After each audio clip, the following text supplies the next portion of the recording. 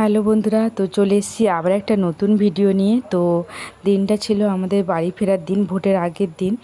তো আমরা রেডি হয়ে সন্ধ্যা 6টার দিকে বেরিয়েছিলাম, বাড়ির জন্য রওনা দিয়েছিলাম, কেননা আমাদের প্লেন ছিল 10টায়।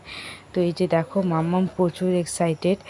তো আমরা সবাই আনন্দে ছিলাম, কিন্তু যখন এয়ারপোর্টে পৌঁছাই, ঢোকার মুহূর্তে আমাদের মাথায় পুরো একটা বড় ঝড় উঠে আসে। সেটা আমি তোমাদেরকে যেতে যেতে বলবো।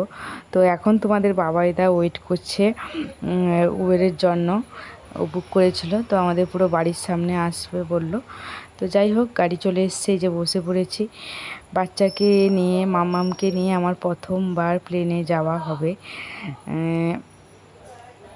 প্রায় একা গেছি আমি আর মাম্মাম, আমি আর ওর দাদা, বা আমি কখনো একা একা গেছি। তো প্রেগনেন্টের সময় এক মামামের দাদা আমাকে নিয়ে গেছিলো। তো আবার 2 বছর পরে, দু বছর পরে মামামকে নিয়ে বাড়ি ফিরছি ও দাদার সাথে প্লেনে করে। মামামের প্রথম এটা প্লেনে ওঠা হবে। প্রথম বলবো না, এটা ওর ফার্স্ট হতে পারে। ও যাচ্ছে, কিন্তু যখন ও আমার পেটের ভেতর ছিল, গর্ভে ছিল, তখনও কিন্তু আমি বাড়ি ফিরেছিলাম প্লেনে করে। তো যাই হোক, এখানে এসে আমাদের বড় একটা মাথায় যেটা হাত পড়লো কি, যখন তোমাদের বাবাইদা প্লেনের টিকিট কেটেছিল আগে, তখন দেখিয়েছিল যে 2 বছর পর্যন্ত বাচ্চাদের কোনো টিকিট লাগে না। কিন্তু এখানে এসে জানতে পারি যে ছোট্ট জন্মগত বাচ্চা, তারও টিকিট লাগবে। তো যাই হোক, আমরা টিকিটের জন্য অনেক চেষ্টা করলাম, কিন্তু ভোটের জন্য এত মানুষ যাচ্ছে, দেশে ফিরছে, মানে ওয়েস্ট বেঙ্গলে ফিরছে, মানে কি বলবো, যে ফ্লাইটের একটা সিটও খালি ছিল না।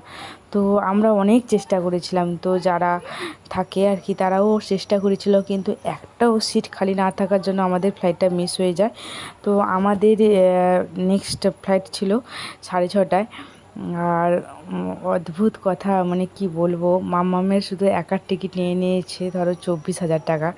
তো আমাদের মাথার উপর, মানে সাডেনলি একটা মধ্যবিত্ত ফ্যামিলির মাথায় যদি মানে হঠাৎ করে একটা 24,000 টাকা হঠাৎ করে চলে যায়, তো বড় একটা আমাদের ঝড়ের সমান। এখানে মাম্মাম ঘুমিয়ে গেছে, ও দাদা এতক্ষণ নিয়ে বসছিল, এরপরে আমি নিয়ে বসছি। তো সারা রাত আমাদের কিন্তু এয়ারপোর্টেই চলে গেছে, পুরো সারা রাত। আর এখানে আমাদের যে ভোর 5:30টার দিকে আমরা আমাদের ফ্লাইটে এই যে ঢুকলাম।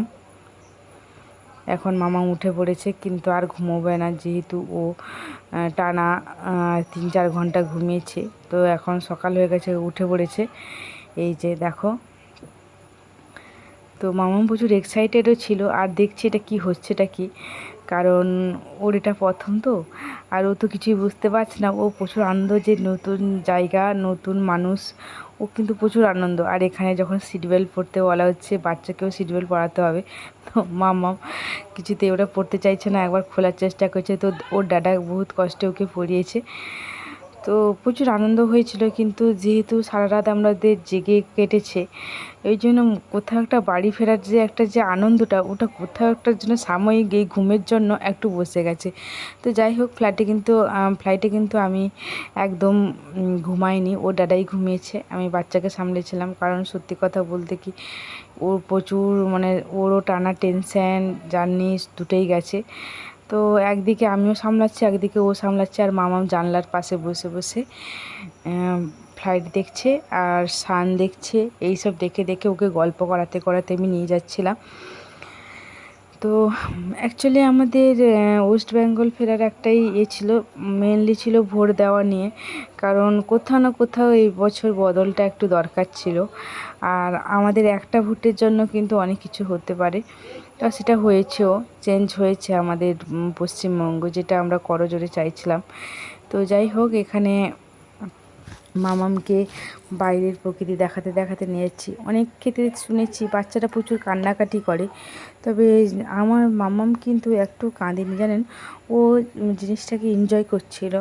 আমি ভাবছিলাম ও হয়তো জোরে কান্নাকাটি পাবে, ভয় পাবে। অন্যান্য বাচ্চাদেরকে দেখেছি তো, বাচ্চারা প্রচুর কান্নাকাটি করে, কিন্তু মামাম কান্নাকাটি করে না, করেনিও। এই যে মামামের জন্য একটা কুকিজ অর্ডার করেছিলাম, আর ওটা একটা কফি খেয়েছিল। তো যাই হোক, এখানে ফ্লাইটে খুব একটা আমি কিনতে পছন্দ করি না, বা এয়ারপোর্টে, কারণ এক একটা জিনিসের এত দাম, মানে সাধারণ মধ্যবিত্ত ফ্যামিলির কেনা অ্যাফোর্ড করতে পারে না। এই যেখানে 5টা বিস্কুট থাকবে সেটার দাম নিয়ে নিয়েছে 300 টাকা। এখানে মামামকে ওদের ম্যাগাজিন বিভিন্ন রকমের বই দেখিয়ে দেখিয়ে নিয়ে যাচ্ছিলাম। তো যাই হোক, এই করতে করতে কী করে যে 2 ঘন্টা পার হয়ে গেলো জানি না। তো চলে এসেছি আমাদের কলকাতা দমদম এয়ারপোর্টে, আমরা নেমে পড়েছি। এখানে আমাদের ব্যাগ আসার জন্য ওয়েট করছি, আর এখানে মামাম চারিদিকে ছুটে বেড়াচ্ছে আনন্দে। তো ও না একটু ফাঁকা জায়গা দেখলেই ও কিন্তু আনন্দে এরকম ছুটে বেড়ায়। তো এই যে আমাদের গাড়িও চলে এসছে। তো এবার পুরো টানা কাঁথির দিকে রওনা দিব। এই যে বসছে।